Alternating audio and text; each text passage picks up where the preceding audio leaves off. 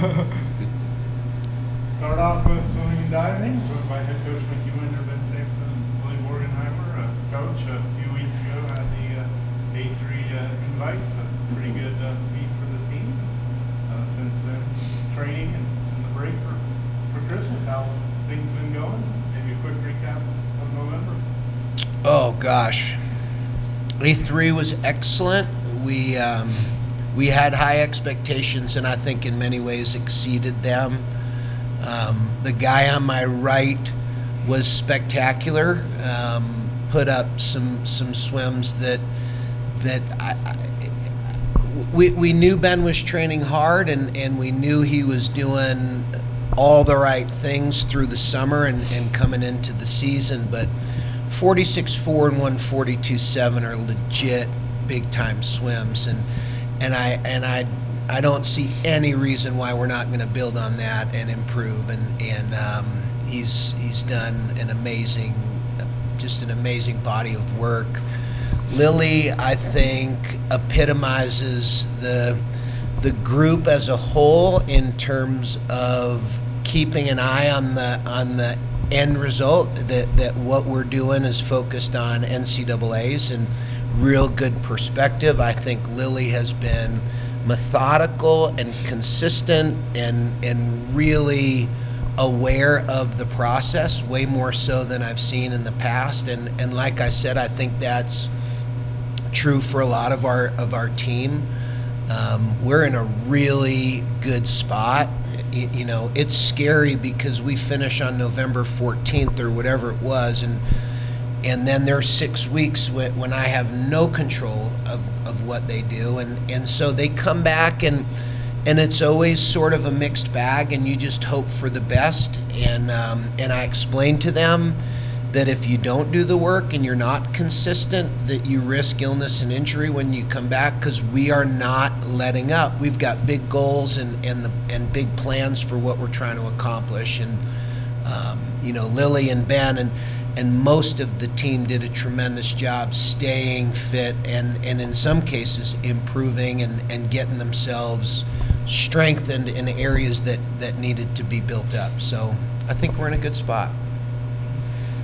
Ben, like Coach mentioned, a couple of real impressive swims that's historic, making things. Kind of what's going through your mind during the meet, now that you've had a few weeks to kind of think back, what are the goals and aspirations moving forward? Yeah, I mean, during the meet, I don't even think I processed it because it was crazy. I knew that I was working harder than I ever had before, which I always say, but it's true.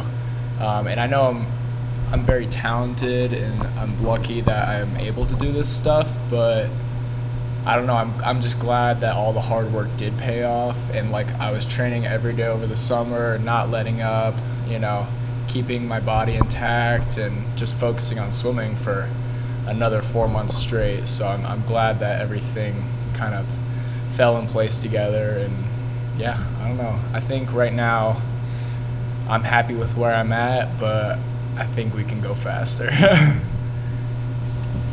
Well, Leah, a veteran on the team, you've been through this a few times here.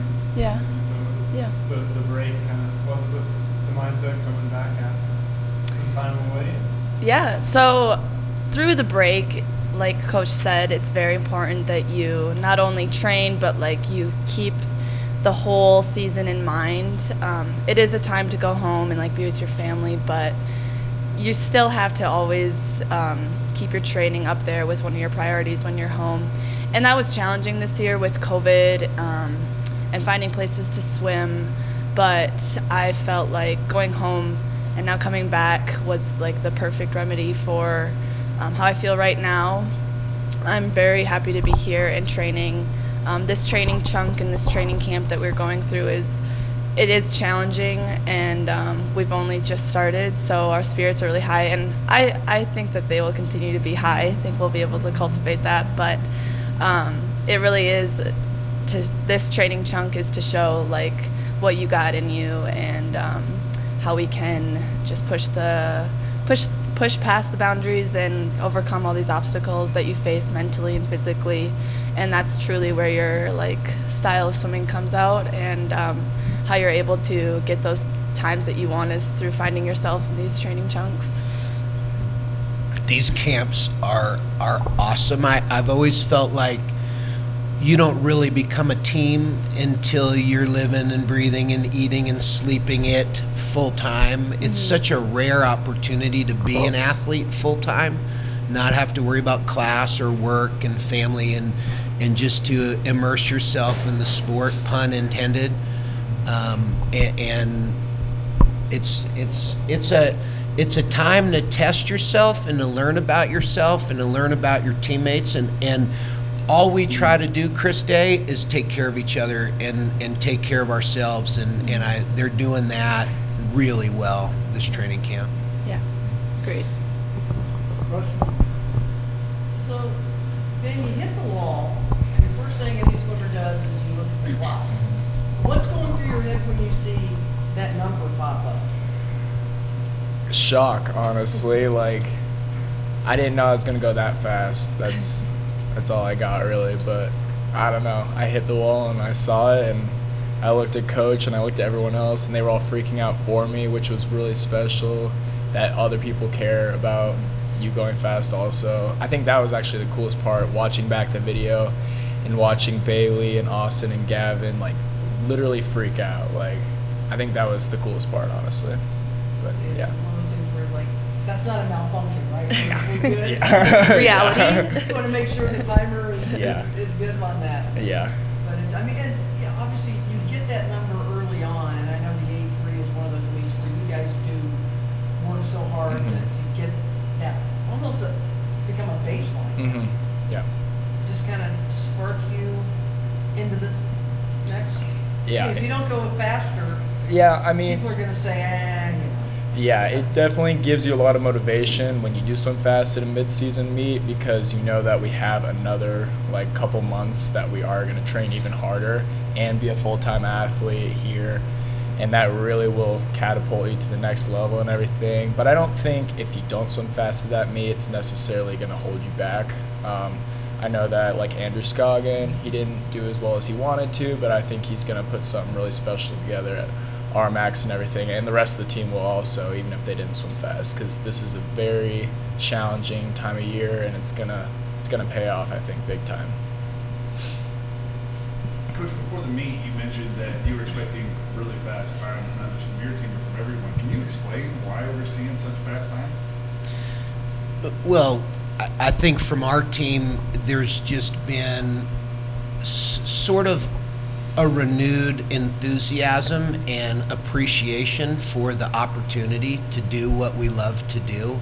You know, with COVID and the masks and quarantines and all of the limitations of last year, I think people were forced to take that proverbial step back, and now we're seeing a huge leap forward because we can do it, and people are just loving it. And like I told our team, it's going to be faster.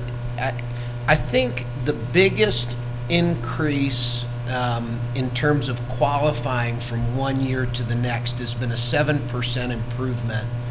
And I keep explaining to them, it's going to be way faster than it's ever been before, because people can do it now, where a year ago it was taken away. And in a sense, you don't know what you have until it's gone. And so I that was sort of the main thing, but I was pleasantly surprised, and I had high expectations, but like I said, they were exceeded in so many different areas.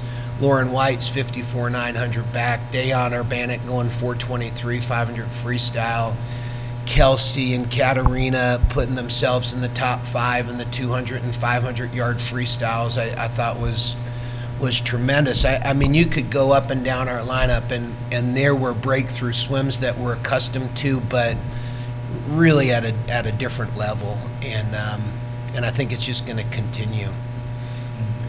This might be a bush league question for you guys because you're such competitors, but how hard is it when you go home and there's all that family dinner, leftover desserts, and everything sitting around. How hard is it for you guys to stay focused through these breaks?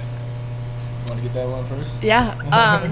Well, so I have a great family, of course, and they know what I should be doing, what I shouldn't be doing, and of course there's temptations to like eat bad foods and stuff, but I try to hold myself really accountable, especially because it's just so much worse to come back after like just not treating your body right. That's like the worst thing that you could do for coming back to swim. So I hold myself to a pretty high standard.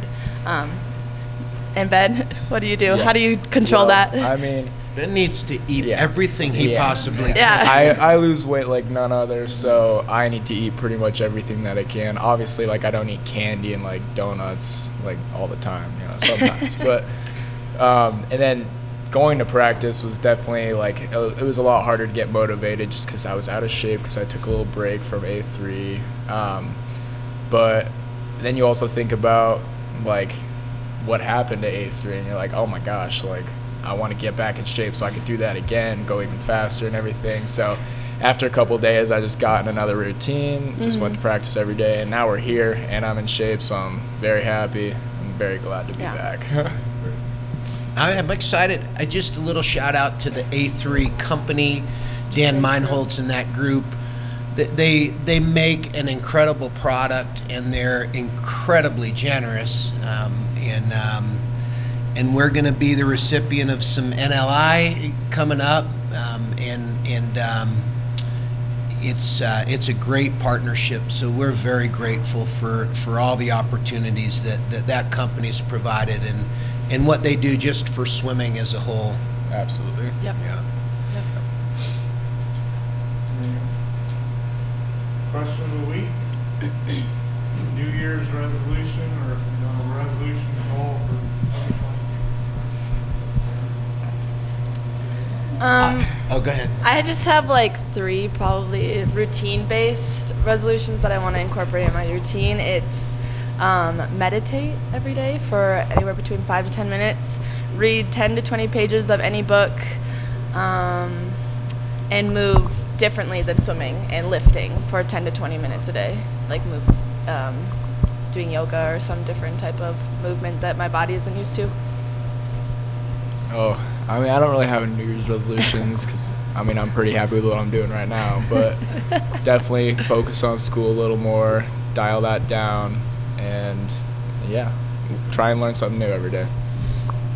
This is my 32nd year, I think, as a head coach, something like that.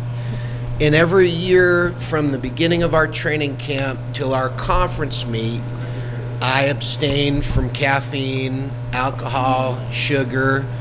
I do my best to sleep 8 hours every night and meditate every day and read something like the Bible, something nourishing.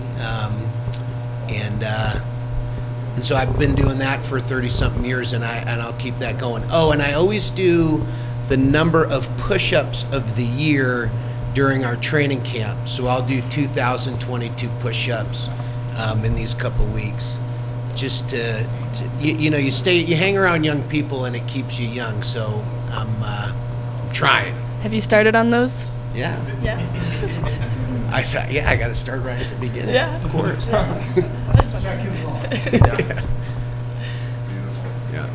Thank you, guys. Thanks, Spencer.